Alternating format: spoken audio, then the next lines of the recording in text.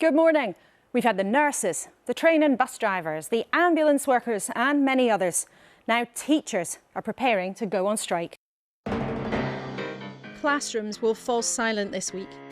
Thousands of teachers in England and Wales following their Scottish colleagues to troop to the picket line. Unless we make some significant action, I don't think the government will change. We want 10% to pay the bills and pay the rent. The profession says it's at breaking point. But what are parents and pupils meant to do? I just think that it's ridiculous that they're putting the kids through this again. More strikes will mark the Prime Minister's first 100 days in the job.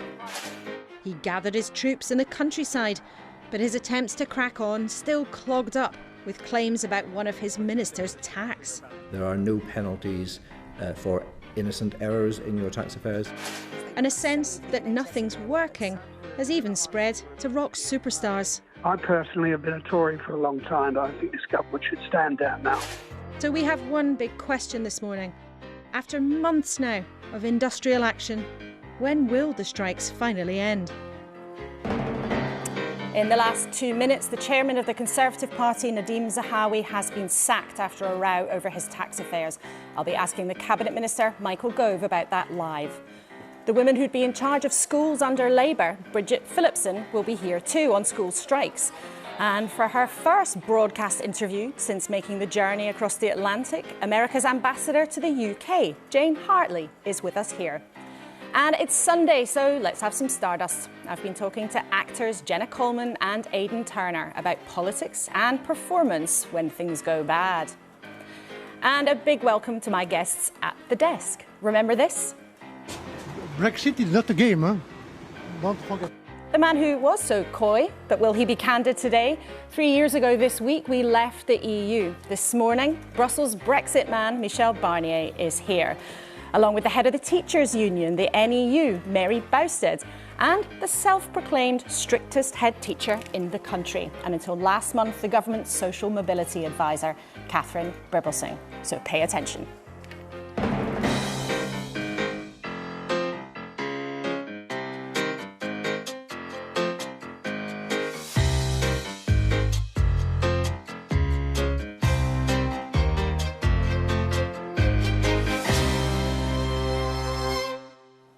A very good morning. Now, whether you're a teacher, a parent, a grandparent or a pupil, keep watching as this week teachers in England and Wales prepare to join their Scottish colleagues on strike.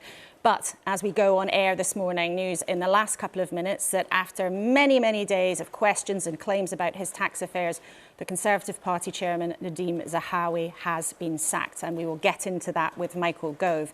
But I want to bring you this morning's front pages. They don't reflect that story because it has just broken in the last few minutes. You can see the Sunday Times there talking about Michael Gove, who's done an interview talking about Grenfell and building standards. We'll talk to him about that in a few minutes' time. The Observer featuring that story about Nadhim Zahawi claiming that the Prime Minister was warned about the risk of his tax affairs. Other papers going on all sorts of different subjects. The Sunday Telegraph talking about the government's plans for the NHS.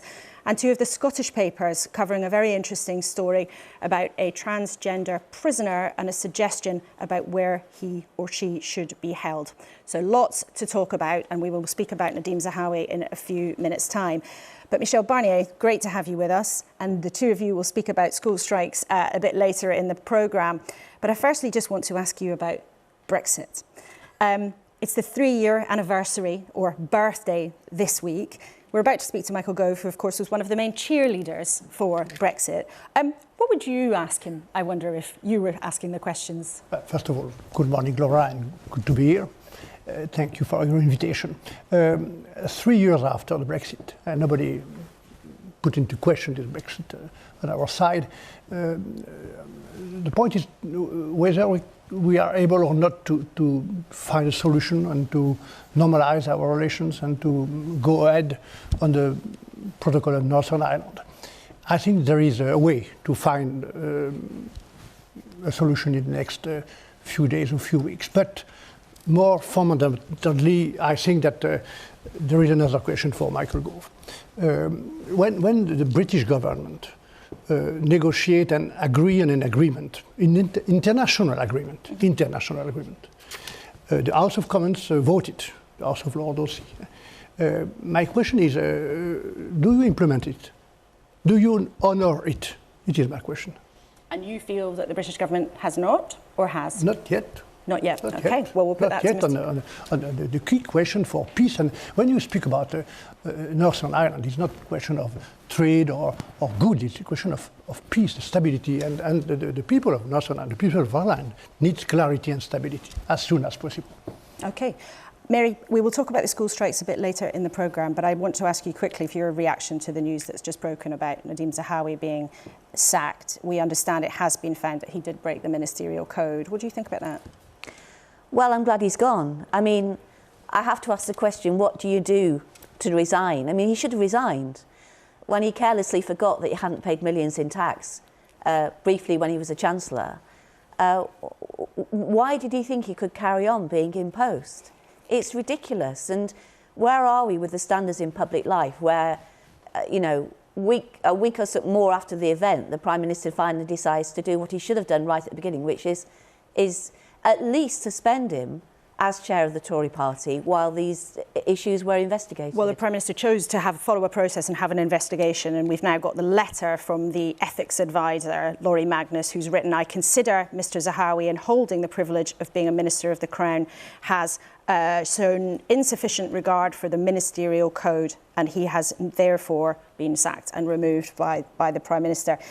Catherine, we will talk about school strikes a lot later on in the programme, but you were working for the government until relatively recently. You decided to leave your post as Social Mobility Commissioner, but what have you made of all of this and the Minister trying to hang on despite all the brouhaha? Well, in politics, sometimes they hang on and they're fine, and sometimes they can't. If he's broken the ministerial code, then obviously he needs to go. So that sounds to me like the right decision. OK, well, we will hear in a couple of seconds from Michael Gove about that. But dramatic news breaking this morning as we come on air, when this time last week in the studio, ministers were trying to get him to cling on. So all three of you stay with us for now. But thank you so much, and also for your questions. Now then, let's put that to Michael Gove. Why did Rishi Sunak hang on to Nadeem Zahawi for that time? Why didn't he realise he just had to go some weeks ago when these allegations first came about?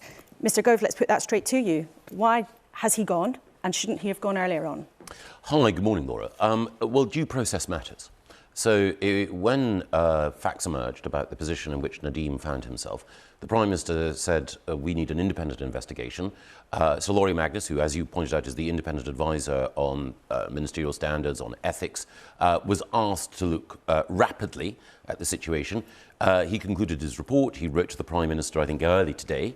And then the Prime Minister, immediately upon receipt of the letter, decided that Nadeem could no longer stay in the Cabinet. But why 7 days ago did Nadeem Zahawi and Rishi Sunak appear to think that it was OK for somebody who had paid a penalty to the taxman while being the boss of the taxman to stay in post? Because I think to many of our viewers last week, that seemed absolutely blatantly like something that wasn't sustainable. Well, as ever, it's always important to make sure that all the facts are investigated fully and properly. And that is why Sir Laura Magnus was given the opportunity to do so, why he's concluded as he did, and why the Prime Minister has acted as he did. As a general rule, I think it is important when allegations are raised that they're investigated promptly, but also we shouldn't rush to judgment before there's been that investigation. And again, the specific issues of an individual's tax affairs are ones that require, in circumstances like this, a cool forensic analysis, and that is what Sir Laurie provided. I think we can show our viewers the letter that was actually written this morning. I think we can bring that up on the screen, the letter that Rishi Sunak wrote to Nadeem Zahawi. I suppose the question that our viewers might have this morning, Michael Gove, is that when Nadeem Zahawi ran briefly to become leader of the Conservative Party, he pulled out sharpish because there were questions about his tax affairs. This is not something that has come completely and utterly out of the blue. And some of your backbenchers, some of your colleagues and some of our viewers this morning will have questions, therefore, about why he was given this job in the first place.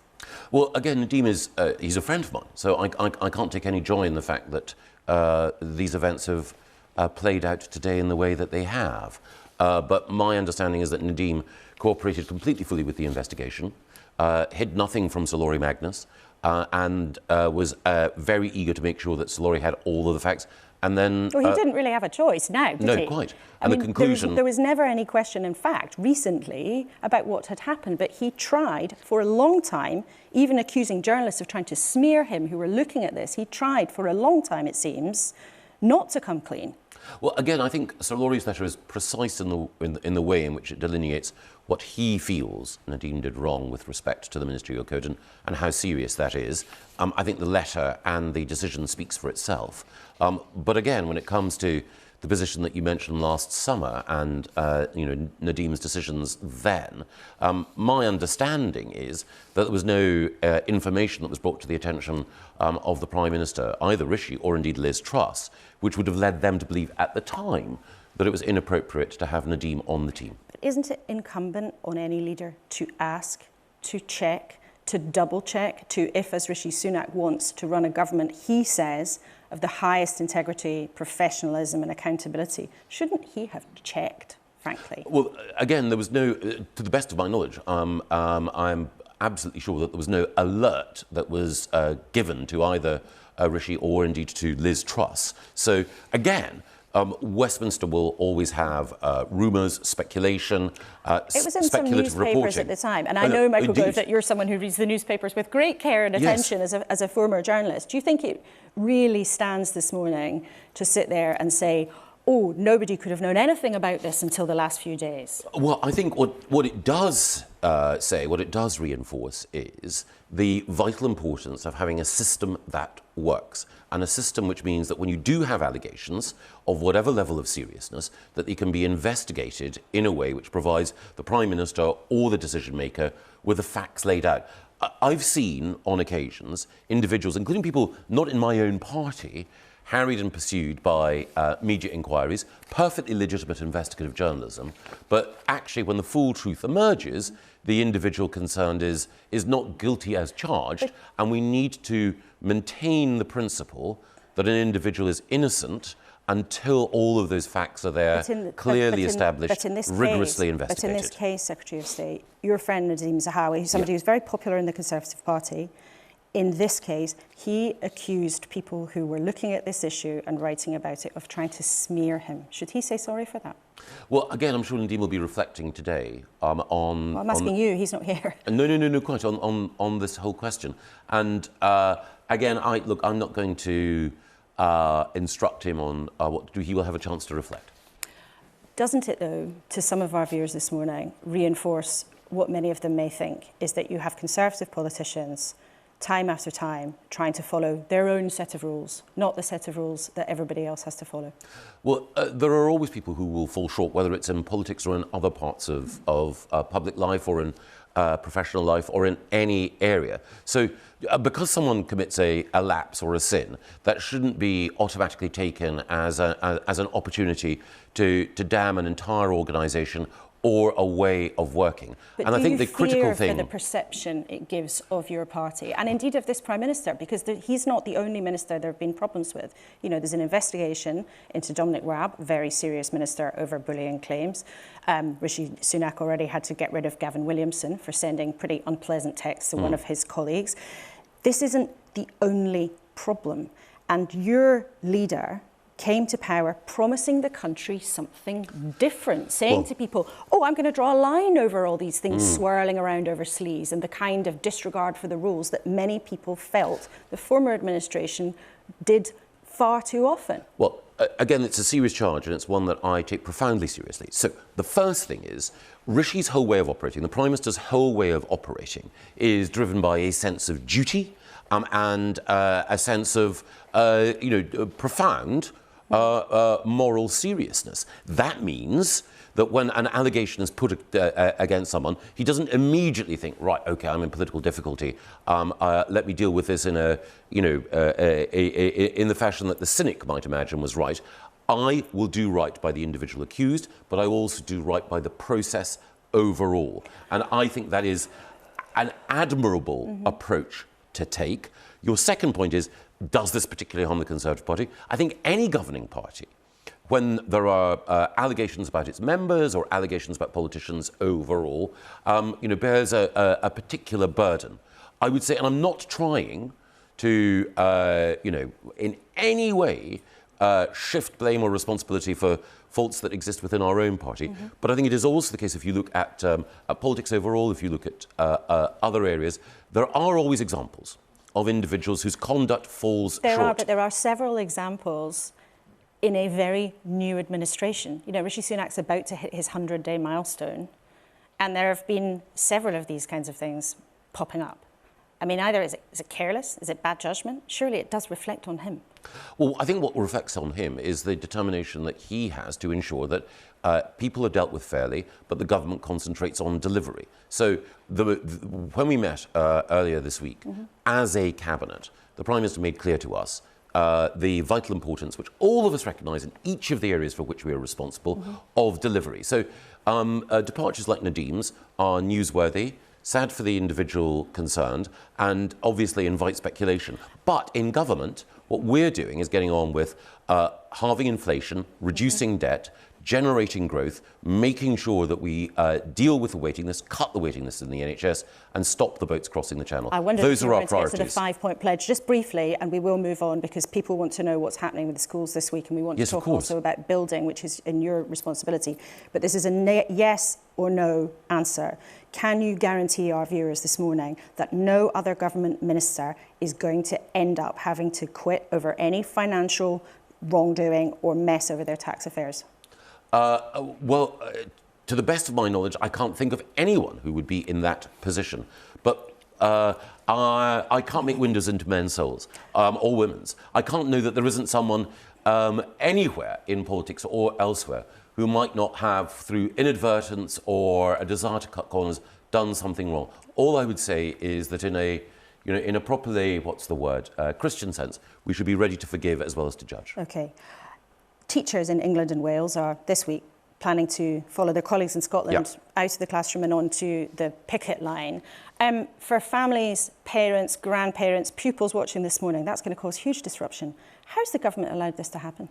Well, I think it's a collective question here. So the first thing to say is I know my son's at school, he's doing his A-levels this year. He will be affected by the strike.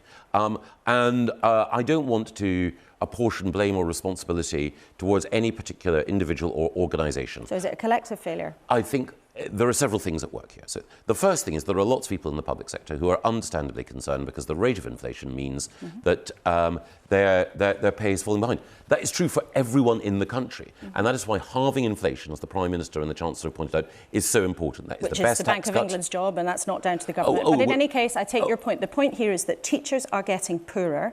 Teachers for months have been trying to talk to the Department of Education about this, and the government and the unions have not been able to prevent a situation where families are going to have lots of disruption this week. Again, I think the Education Secretary, Gillian Keegan, has said that the teachers don't need to go on strike to get her attention.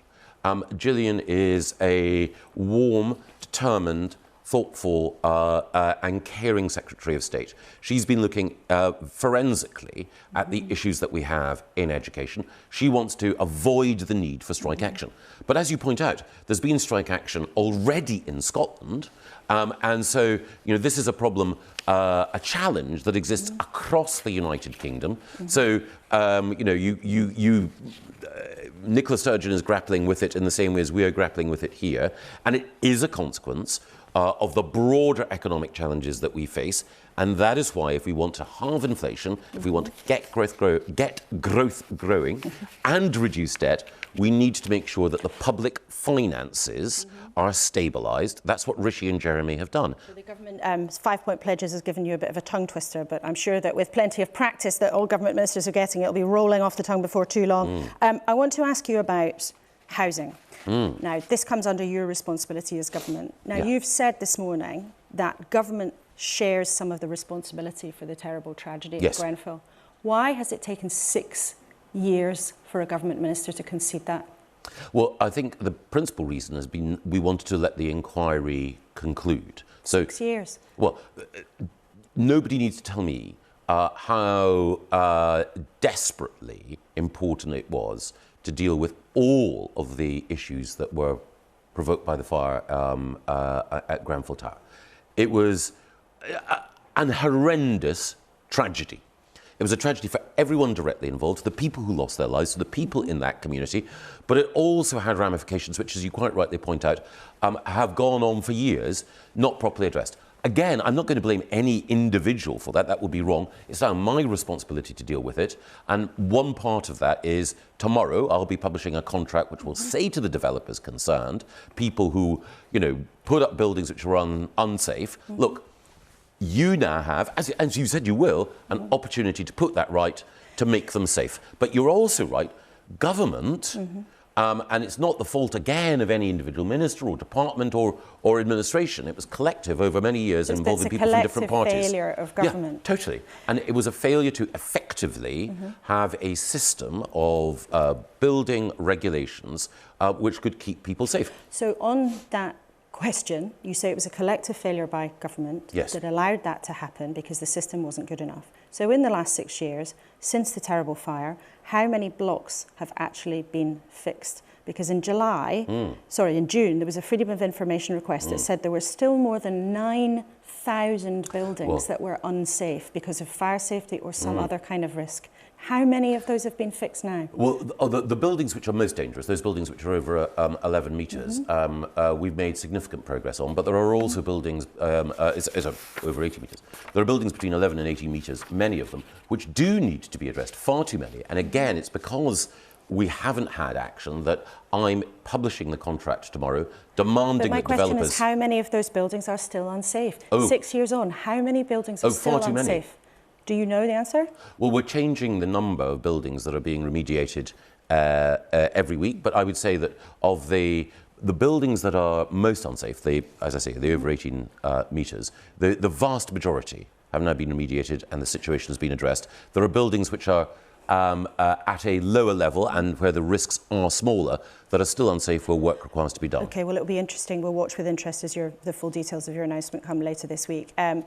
As Michel Barnier is here, it's the third anniversary of Brexit this week, he wanted me to ask you, is the UK government a country that actually honours deals that it signs? Oh, absolutely. Well, that's not what he thinks. Well, Michel and I haven't always seen eye to eye. Admire him though I do. But I think it's the Northern Ireland Protocol that Michel was particularly referring to.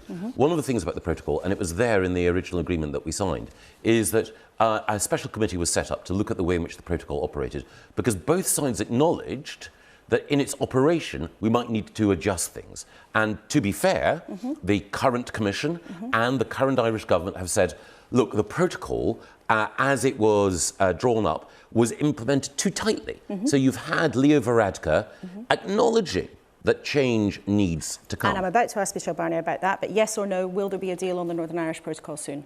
I hope so. You hope so. OK, not quite yes or no, but we got through lots there. Michael Gove, thank you very much for coming in this morning and discussing that breaking news. So, a bit more on that. The Prime Minister got the report from the ethics advisor into Nadeem Zahawi early this morning. He then spoke to the Conservative Party chairman, as was before sacking him. So Nadeem Zahawi is now out of government, and there'll be a huge amount of politicking and conversation about that through the day and in Westminster, no doubt.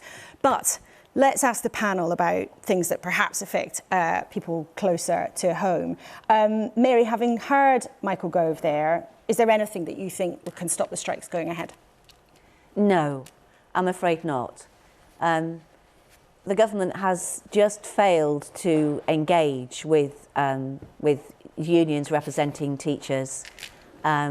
We've had no negotiations. No negotiations? Because Michael Gove said Gillian Keegan, the Education Secretary, is attentive, she's warm, she's looking for solutions, she's trying to be helpful. Well, I'm very glad she's warm, but she's not come to the table with any more money for teachers this year. The government's delayed its evidence to the pay review body, which would say what was affordable for next year. It should have been published on Friday. It's not been published. We think the only reason for that is because what they are prepared to offer is so unacceptable, they don't want to put it forward. But do you acknowledge, though, and for families watching this morning, that going on strike is going to cause terrible disruption to parents, to pupils who've already lost out on more than 60 days of their education? Is this really the best thing to do for them? Well, it's not the best thing to do, and we don't want to do it. Well, why are you doing it then? Because there are two other teaching unions that aren't going out on strike. Well, they didn't meet the thresholds. they all balloted, they all wanted to take industrial action. It's only the National Education Union that met the government's very high thresholds for taking action. And no teacher leaves their classroom and their pupils easily or wanting to do it. They are doing this because they are desperate, because they have seen their pay decline virtually more than any other profession over the last 10 years. And just to give you one example, I'll be quick, but we are seeing a workforce crisis in our schools. And so, yes, this strike is awful because, you know, it's awful for parents and pupils because they'll miss a day's schooling. But what's happening every day in schools is awful because we do not have enough teachers. Catherine, what do you say to that? So I know you also think that there are lots of problems in the education system, but you believe that money isn't the answer. What do you say to Mary? Well, look, I'm a head teacher. I'll never say no to more money, but I do think that it's more complex. I think, for instance, about our Year 11 and Year 13 children. Last year, up to a third of GCSE exam content was cut with the understanding that we'd just been through COVID and that those children had been affected. The children going through this year are affected in the same way. It's just that it happened when they were in Year 10 and when they were in Year 12, and yet no changes have been made at all to their exams, and now we're striking. It worries me. I worry about the families. I think about our families who have moved from insecure job to insecure job, part-time, trying to find something, because during COVID, of course, they were hit hard and they don't work for the public sector. Having said all of that, I think teachers have cause. I understand it is really hard for teachers. But, and while, you know, Mary has good points about pay and so on, I don't disagree with that. I do think that the things that we need to be fighting for in education are better behaviour and less bureaucracy. Behaviour and bureaucracy are the two main reasons why we have a crisis in terms of the workforce. Mary, you're shaking your head. Yeah, I mean, I've written a book about the bureaucracy about teachers. It's more than just bureaucracy. It's about intensive workload and about inappropriate accountability measures. But so yes, workload and bureaucracy, absolutely key. But when you see that teachers have lost 23% of their average pay over the last 12 years, and that when you see that both all public bodies saying that teaching is becoming unattractive, when you see that every day children are being taught by teachers who are not qualified in their subject area, or being taught by learning support assistants because schools cannot recruit teachers. But Mary, and parents will know that's happening every day to their children. Mary used the figure of a 23% pay cut in real terms. Other people use a far lower figure yes, than other that. people I'm not use disputing that there are real terms cuts, absolutely. but also there is an important point there that not everybody would accept your numbers on that. So, Catherine, what would your solution be? So you don't agree with going out on strike as Mary is doing with her members. No, what would your solution be? So soon after COVID, in particular with families, as I say, they don't work for the public sector. They're not in a position to be able to strike like that. And I'm not sure it's the most sensitive time to be doing that. Having said that, I do think there is a larger conversation to be had about teachers and how much we're paid. I mean, the fact is, how much do we respect the teaching profession? How much do we value teachers? Because we should value them enough to pay them enough. So there is a point there. I'm just not sure now is the time to make it. Okay, well, you're making me sit up straight in the studio this morning anyway. Michelle Barnier, you heard Michael Gove there say that the UK does honour its agreement. I'm told in my ear that you had a wry smile while he said that. What did you make of what he said about the UK's delivery on Brexit? Michael spoke about the current government. There is a new government in UK. He spoke about the current commission. The commission is the same. It didn't change. So, to be frank, what we try to do patiently, with huge respect, without ideology, during these 5 years and a half, is to find solutions in Ireland, Northern Ireland, to the problem created by the Brexit. And what creates problem in Northern Ireland is only the Brexit. So we try to find solution to square the cycle, if I may say. And finally, we found a solution. A first solution with Theresa May, a second solution. I've been flexible with Boris Johnson. The government at that time negotiated very carefully, line by line, comma by comma, and finally, as I said previously, we found an agreement. This agreement has been approved, voted by the House of Commons. So now there is a room look at the details. There is room to find operational, technical solutions. We are ready. The Commission have put lots of proposals, and I think, to be frank, that it is time to conclude. And because for the first time since 3 years, there is a common willingness to find solutions and to take responsibility. But some people on the UK side might say to you, actually, that you weren't very flexible, and that only now, actually, Brussels is willing to do things and be flexible on some points that you said were impossible when you were in charge of the negotiations. And there are in several areas where it's on sharing data, or whether it's discussions around medical products and veterinary agreements. There is much more flexibility than during the time when you were presiding over things. The flexibility and the work to find operational solutions for medicines, for data. It was a request for the Commission to get the data from the UK government. So there are improvements. The time for implement the treaty, the protocol, was after the ratification. So I think it's quite legitimate to find a solution. But it has taken years. I don't think. Let me recall that the Commission have put on the table for the last 3 years. I'm not longer in the negotiation, so I don't want to speak on the name of the Commission. But I trust the Commission. I think it's time, and there is a way to find a solution now. If there is a common willingness. And I think for the first time since 3 years, there is this willingness. And I never forget all along the negotiation that behind this negotiation complex, Brexit is very complex, what is at stake, what is most important is the peace and stability for the Irish people. But isn't it frustrating if you're watching in Belfast this morning, for example, or if you're somebody who cared passionately about Brexit, isn't it quite frustrating to think, well, now, after years of uncertainty, very real consequences in people from Northern Ireland, doubts over the Good Friday Agreement, wouldn't people be pretty entitled to be frustrated by the fact that you're sitting here now saying, yes, there can be flexibility, yes, there can be solutions, when actually there could have been solutions a long time ago? Yes, we have found solutions. We have found the global framework to once again... Leo Varadkar said that mistakes were made and actually the original deal was too strict. Is he wrong? He was a Taoiseach at that time also, and so we worked together. But do you think mistakes were made? I think that I can tell that all the details are right. We have to work together, but it's time to conclude the point I want to make. Do you think any mistakes were made? Did you make any? From who? By you. Leo Varadkar says mistakes were made. Do you think you made any looking back now? I think that we leave a certain number of points open for the discussion. I don't think it could be mistake. We can speak about mistake. I think I work all along this process with a huge flexibility. I work with a greater respect. If you look at my book, you tell the inside story, your secret Brexit diary. Yes, I think it is interesting to read to understand the complexity of the Brexit. Huge complexity, the complexity of the negotiation.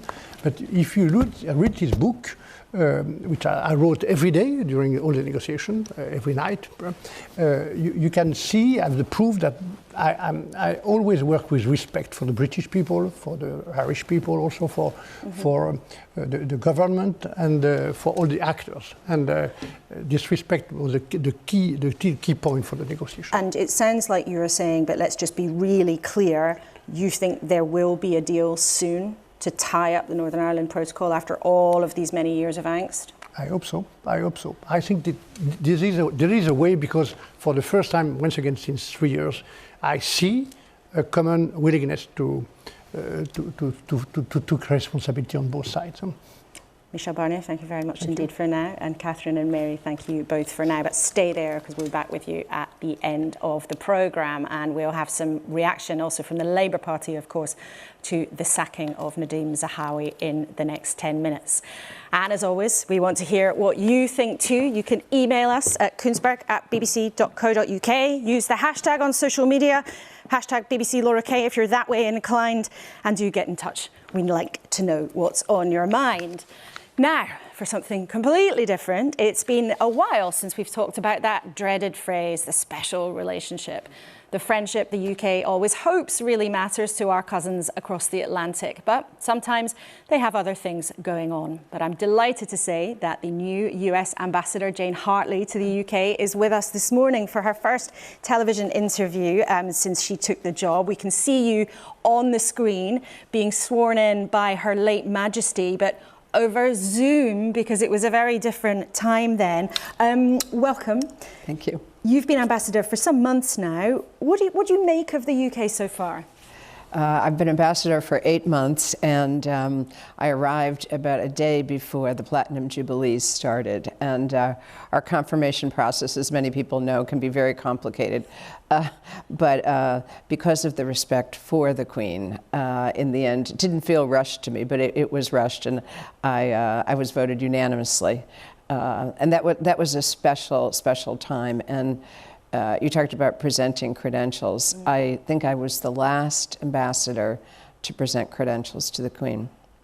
And I will never forget that. It's a very meaningful footnote. Very, very meaningful. And what are your impressions of the UK so far?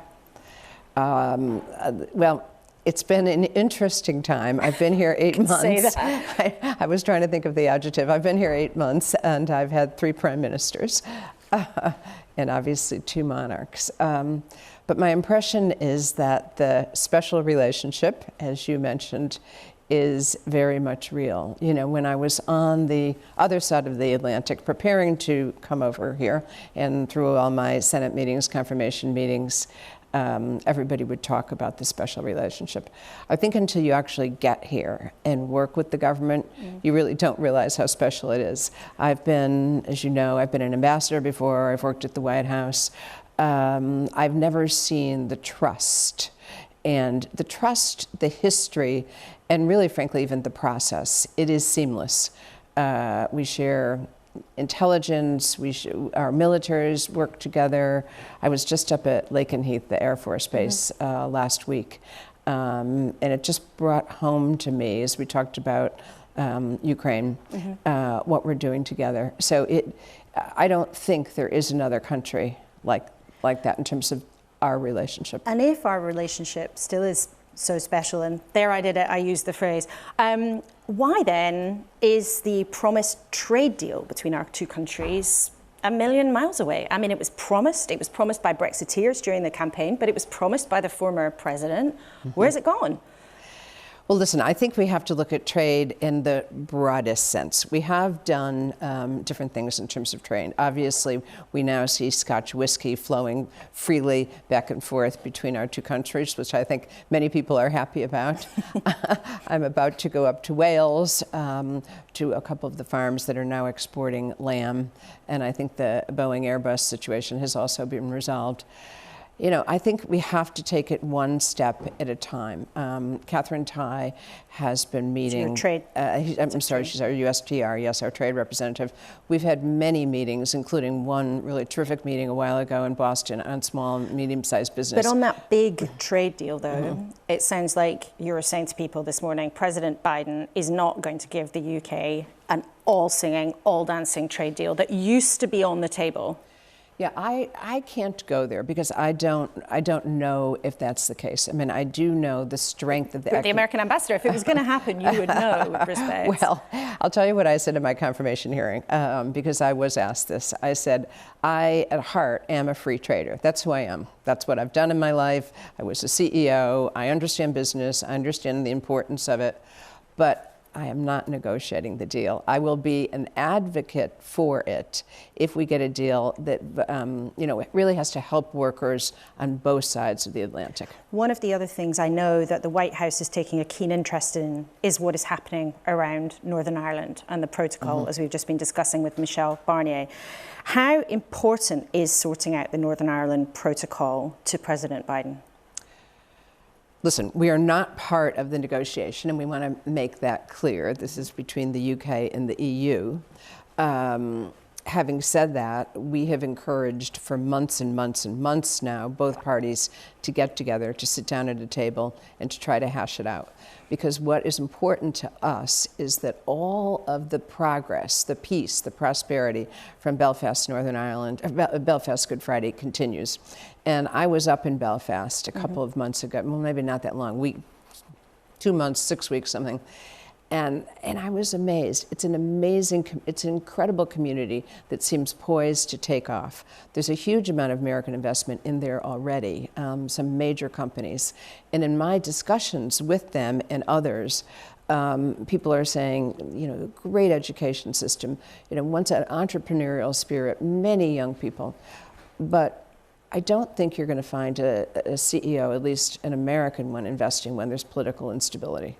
But there is concern in the unionist community in Northern Ireland that this different relationship that Northern Ireland has with the EU to the rest of the UK pulls them closer to Dublin than to the rest of the UK.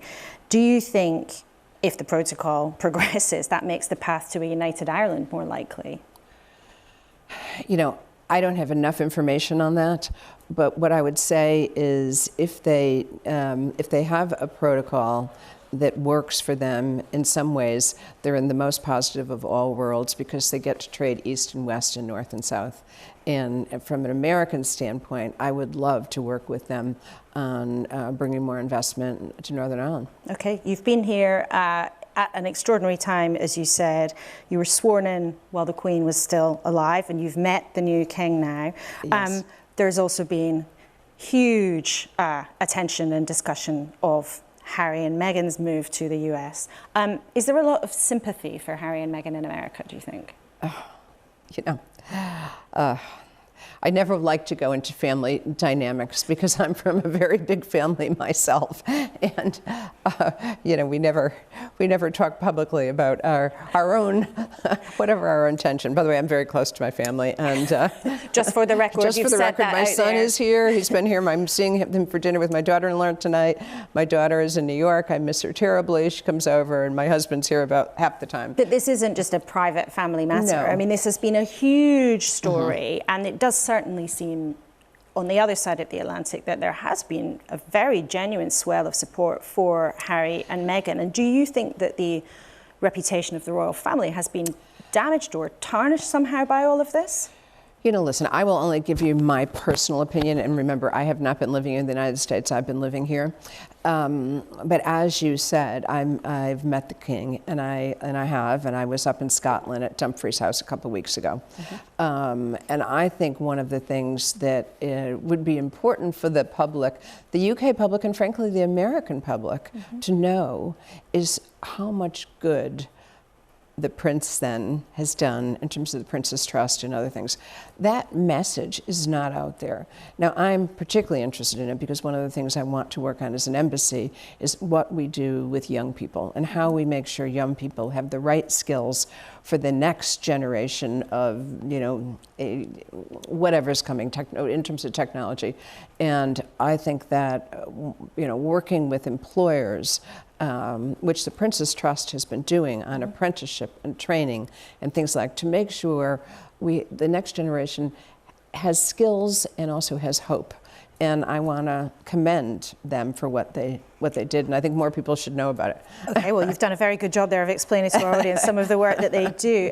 As you're here, and people in the UK watch the US very closely, and I must just briefly ask you about the very disturbing pictures that we've all seen overnight over what happened in Memphis with Tyree Nichols. What is it for Brits watching this? What is it about American police forces that this kind of terrible thing just seems to keep happening? You know, I'm heartbroken, to be honest with you, as a mother, and watching that video was pretty horrific. When it first came out, I hadn't seen it, and my daughter got a hold of me, and her question was one I would want to ask many elected officials. She said, "Why does this keep happening?" And you know, I think it's a question we should all be asking. I think there is legislation on the Hill right now that the Biden administration has proposed. It is stuck there. Hopefully we will, after this incident, we will do something to try to pass it. But it's much more than that. I think communities around our country have to have a discussion with their communities. Are police being trained in the right way? You know, are we recruiting the right type of people? We did, you know, there were some improvements after George Floyd in terms of cameras on police, no chokeholds, things like that. But we have to go much farther. We just can't keep this happening. It's just, it's a horror for every mother that's out there watching that video, every person. Ambassador Hartley, thank you so much for coming in this Wonderful. morning. It's great to have you in the studio. Come back another time. I will, you very much. Absolutely. Thank you. Now, time for a different kind of special relationship. You've seen them on TV, two of the brightest stars in our living rooms in recent years. The doctor's assistant, Jenna Coleman, and Mr. Poldark himself, Aidan Turner, and they're creating a different kind of magic right now, playing a couple on stage whose relationship is put under the cosh when a fictional draconian government tries to control not just what we do, but how we communicate, limiting the number of words we can all use a day. That would be a problem in this studio. Their characters can only utter 140 words. Here's a taste of how that plays. Okay, do you think we can describe this play in 140 words? So this play is about two people, Oliver and Bernadette, who are living in a world where a piece of legislation has been established where every person in that country has a word limit of 140 words per day. So if you only have 140 to use a day, which are your favourite ones? You're actors, artists, you work with language. What are your favourite words? No, you were going to ask this. Did you not prepare this answer? I should have. I always liked the word candelabra, Wow. and I don't know why. It and feels good. It's not useful. It's not that useful anymore. Slaunch is a good word. That's an Irish word. Those are both very good words. On the one hand, it seems impossible to imagine that you'd ever have a situation where a government would limit the number of words that we're all able to use a day as individuals. Except, go back a few years, it would have been impossible to imagine that we'd have lived under a situation where governments told us all to stay at home during COVID. Right, exactly, yeah. And this play was written when, 2015? It's so fascinating that Sam wrote. I mean, this is not in any way a play about the pandemic, but obviously during rehearsal process, you can't help but align, you know, and draw comparisons. Apparently, it's been really good in Norway. For what? For, okay, so since quietude came in, I hate that word. workplace bullying has gone down, drunk texting is basically over, people are eating more root vegetables for some reason. It sounds like some rock solid danger. Oliver, you're being... I'm being rightfully angry. They're using this faux benevolent nonsense to lock us all up in some linguistic gulag. Where are you getting this from? The news. And you know my thoughts. There's a brilliant sequence that we have where the law is first passed and it's like instant, okay, great, okay, there's a bit of a manic energy of survival, let's talk in Morse code, let's create, you know, and I think so back to that beginning of the pandemic period where suddenly, you know, there was a kind of a hysteria, you know, like, I mean, memes and fear. Fear. I mean, toilet roll, literally, you know, that kind of that at the very beginning of the pandemic, and it's so, you can feel it in the play at this point. There's a very big conversation at the moment about whether free speech is under attack. Have people become too careful about some of the things that they say? Yeah, I think it's really interesting. I mean, at a moment in our play, there's an amendment that comes into, that's passed, where some people in some professions get a certain license to say as many words as they like if it's work-related in their workspace. So one of the first people to get it are politicians and lawmakers, and there's these kind of, I think we call them like word sanctuaries that are set up where they can go in and just chat. Really? Yeah, so the House of Parliament is one of the first places, where Westminster, where they can go in and just freely talk. And then they've started to set up communities in there where there's, you know, I think my character talks about there being like gyms in there and 28 restaurants, and people are just hanging out now to chat. So we can see this divide between people who are just getting their standard 140 words, my character who's just a musician, and people like politicians and lawmakers. What do you think it says in the play that politicians are able to set their own rules for themselves that are different to the rules they set for the rest of us? And have like live-in places where they go and chat and have parties and stuff? I don't know, I've never heard them. They wouldn't do something like that, would they? Well, I Surely don't know, not. you tell me. Would they? What does it say? I mean, it's just interesting, isn't it? It's an interesting take that when you're the lawmakers and you do these kind of things, I mean, who are the first people to get it? I mean, usually themselves. Jenna, for lots of people, they first saw you, blaze to stardom as part of Doctor Who. Mm-hmm. But I have to ask you, what was the best and worst thing about being in Doctor Who? I'm good. Best was every day was very, very different. In terms of you were being hung upside down on wires and stunts, running down corridors. Every 2 weeks is a different episode. Amazing actors in and out all of the time. And also the nature of the storytelling was like literally like being a kid in a storybook, like every single day. How long were you on the show for? 3 series. Did 3 series. I had with Matt Smith and Peter, who came in. So I had I got to work with 2 different. I used to have a teacher exactly like you. You still do. Pay attention.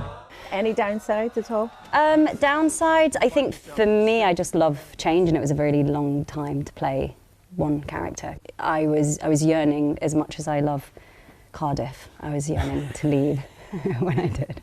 And what about Poldark? So that was a huge smash around the world. You said when you were returning to the stage, you hoped that the success of Poldark would bring a whole new audience to come and see you to the theatre. All the fans just came from Poldark. Every single one. It must have been a long-running play. Did that work? I mean, it's difficult often, isn't it, for people to have success on stage and on TV, but has it worked? Did it help? When you do something that's a success, you get more of those kind of scripts and more of those offers come in for that particular type of thing. And so, yeah, you can get pigeonholed pretty easily, I think, still in this business. I think every actor kind of goes through it. You just need to be on it and know what you want to do and change it up and that kind of thing. So do you turn down lots of rugged hero roles? Not anymore. I think I'm too old. I think that day is over. At 39? Yeah, gone. My day is gone. Your days as a rugged hero are gone. I'm not sure if many of our viewers would agree with that. Jenna and Aidan, thank you so much for talking to us. Thank you. Really fun. Thank you very much. Thanks. Now back to the main news. Just as we came on air, Nadeem Zahawi, the Conservative Party chairman, was sacked. He is the Conservative Party chair no more. The Prime Minister's ethics advisor concluded that he had made a serious breach of the ministerial code. In Whitehall speak, that's getting things very wrong. Bridget Phillipson, Labour's Shadow Education Secretary, joins me now. What do you make of this sacking? I mean, Rishi Sunak said that he would check out what had happened. Someone has checked out what has happened. He found he'd made mistakes and he's gone. That should be it, right? This should have happened weeks ago. It was always going to end this way. And I think it speaks to Rishi Sunak's weakness that it's taken so very long for it to happen. And this isn't just about one individual. This is about right at the heart of government, a government that is just mired in sleaze. We've had Nadeem Zahawi, Suella Braverman, who herself also broke the ministerial code and then appointed as Home Secretary, Dominic Raab, Gavin Williamson. I think this speaks to a government that just is focused on the Conservative Party, not on the interests of the public. And this is going to continue to happen. This really isn't going away. And I think there are still serious questions that the Prime Minister needs to ask about all of this. Nadeem Zahawi has spent weeks seeking to dodge questions and to threaten those who asked him questions about his tax affairs. Except, Bridget Phillipson, actually, wasn't it quite right and proper in the sense of having the facts, checking out what really happened? Wasn't it right and proper that Rishi Sunak asked his ethics advisor to investigate? That investigation took its course. It happened relatively quickly. The investigation came back early this morning and now he's out. I mean, would you suggest that ministers should just be chucked out at the first sign of something going wrong? This is very serious, and Nadeem Zahawi has spent a very long time dodging this. And I do just think it speaks to Rishi Sunak's character and his judgment and his weakness. He's not prepared to do what's right for the country because he's focused on what's best for the Conservative Party. He sacked him. He had no choice but to sack him. He should have sacked him weeks ago. It was always going to end this way. But what happens yet again? We have focus and discussion about all of these terrible things right at the heart of the Conservative Party when the British people know that we face big challenges. It will take a Labour government to get our country back on a better path. I think we've got a brilliant future ahead of us, but if we've got a country that's, where it's all about the interests of the Conservative Party, we're not going to see the change that the people of this country need. The Liberal Democrats have said this morning that Nadeem Zahawi should also stand down as an MP. Do you agree with that? I think that's for him. I don't see his career's got much road to run, really. But, I mean, my focus is on not just Nadeem Zahawi as one individual, but right across government what we see. You know, Suella Braverman broke the ministerial code on an issue of national security. And what did Rishi Sunak do? He made her Home Secretary. Well, I think that's his weakness and his failure of judgment. And that's something we've discussed in the studio on another occasion when that was happening. Let's talk about something a lot of people are worried about happening this week. Teachers walking out on strike in England and Wales, like's already happened in Scotland. Should teachers go on strike? I don't want strikes to go ahead. Like all parents, I'm concerned about the disruption that will cause. But the only reason these strikes are happening is because government ministers haven't been serious about negotiating. That wasn't and my of course, question, Nadeem though. Zahawi was the Secretary of State at the time when this first reared its head. But when you've got ministers focused on their own tax affairs, it's little wonder that we don't get proper negotiation on teacher pay. That wasn't my question. Should teachers go on strike? As the Shadow Education Secretary, what is your view on whether they should be walking out or not? I don't want them to be out on It's not my strike. question. And if I were Should Education they? Secretary, I'd be round the table trying to sort it out. When you speak to teachers across our country and school leaders too, they tell you that this isn't just about pay. It's about the fact that they feel undervalued and underappreciated for the work that they do. Look at what they did during the pandemic. And what did the government say? They don't deliver a proper pay rise. In fact, experienced teachers over the last decade have had a 13% pay cut. Under Labour, teachers got real terms pay increases. Now, we won't be able to fix all of this overnight, given the scale of the crisis we see in our economy. But we do deliver a fairer deal for teachers. Why won't you answer that question, though? Do you think they should go on strike or not? Because I want to be the next Education Secretary and I'd be a party to that discussion, sat around the table trying to get a settlement. It's not for me to insert myself into it in that way. I'm asking I would for want your to be... view. And actually, not so long ago, during the pandemic, which you mentioned, your party leader, Keir Starmer, said very clearly he didn't think teachers should take industrial action. So why does it make sense for Labour to take a position on one time and on another occasion you're saying, I can't take a position because I want to be the next Education Secretary? I want what all parents want, which is my kids in school. They've missed out a lot. Of course they have. But the only way to sort it out is to get around the table and to have a conversation. Ministers have left this right until the 11th hour. They haven't been serious.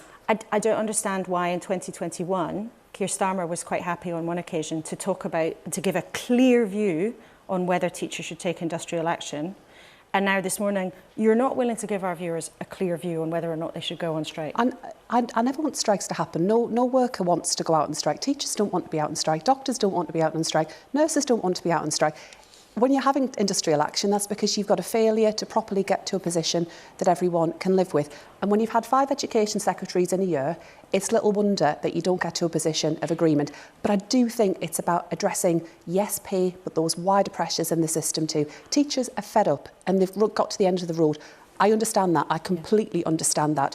And you speak to teachers and that comes across loud and clear. And I'm not talking here about people who, you know, are otherwise necessarily that interested in politics. Your average classroom teacher comes to work to do a brilliant job educating children. And they don't want industrial action. And we've got 2 teachers here in the studio this morning. One of them is the leader of the NEU, which is a big union, but not affiliated to the Labour Party. But you've had a bit of to and fro with them over what you would like to do with Ofsted. I think you got booed at their recent conference, in fact. Do you think they represent the best interests of teachers?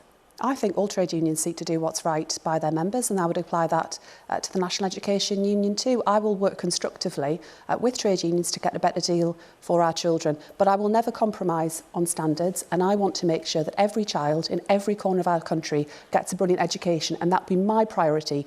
Putting children first, delivering what's best for them. And are you determined to give Ofsted more powers, whether the unions like it or not? Just briefly. Ofsted needs a total shake-up from top to bottom. OK. Bridget Phillipson, thank you so much for coming in. We're slightly squeezed for time because of the breaking story at the beginning of the programme, but it's great to have you in the studio as ever. Thank you very much indeed. Now, it's nearly 10. When we just came on air, the news broke that the Conservative Party chairman, Nadeem Zahawi, had been sacked. Here's what his now former colleague, Michael Gove, had to say. As ever, it's always important to make sure that all the facts are investigated fully and properly. And that is why Sir Laura Magnus was given the opportunity to do so, why he's concluded as he did, and why the Prime Minister has acted as he did. As a general rule, I think it is important when allegations are raised that they're investigated promptly. Now, time for our last couple of minutes with my panel. Michelle Barnier, Mary Bousted, the Teachers' Union leader, and Catherine, strictest head teacher in the country, is with us. That sacking, dramatic politics, what does it actually say to you about what's going on in this country, Catherine? Well, it shows that we hold people to account, and I, being the strictest headmistress, believe in in exactly that. So I think it's right. You do an investigation and then you come to a conclusion, and sadly it is what it is. Mary, do you think there's any way that these strikes can be called off? Well, I'm ready, as is my Co-General Secretary Kevin Courtney, to negotiate anytime, anywhere. We have Monday and Tuesday, but I don't see that the government at the moment is serious about negotiating. And we would not have got to this point if they had started to negotiate with us last October when we first decided to ballot our members. And since we announced the ballot result, we've had over 34,000 teachers join the union. And I think that shows the strength of feeling. Bridget Phillipson is absolutely right. Teachers are at the end of their tether. They feel undervalued, they are underpaid, they are completely overworked. But more importantly for parents, parents throughout the land at the moment will know that their children are either being taught repeatedly by cover teachers or by learning support assistants or by teachers not qualified in the subject they're teaching. And that's an epidemic in our schools. And we'll watch carefully what happens in the next few days, Mary. Thank you for that. And Michelle Barnier, just finally to you. We've had a dramatic sacking while we've been on air this morning. You witnessed a lot of UK political turmoil. How do you look at us from across the channel now? Briefly. Nobody can give lessons. I would certainly not give lessons. Nobody can be happy with the difficulties of the UK, social, political, or economic. What I think is all the difficulties are not linked to the Brexit. They're not linked to Brexit. But every difficulty is more difficult and more serious because of the Brexit. Very difficult because we're always up against the clock and we have to leave it there, I'm afraid. Thank you, all three of you, so much for your contributions this morning. Excellent insights. And listening to them, it's clear the scale of what the government faces, not least because this morning the Prime Minister sacked his party chair following weeks of revelations about his tax affairs. The Prime Minister said it's clear there's been a serious breach, but maybe big questions remain too about what Rishi Sunak really knew and when he knew it. And did he have to wait this long for Mr Zahawi to depart? I have a feeling that these matters will not disappear quickly. Thank you so much for watching. As ever, you can catch up on anything you missed on the iPlayer. But until next Sunday, goodbye.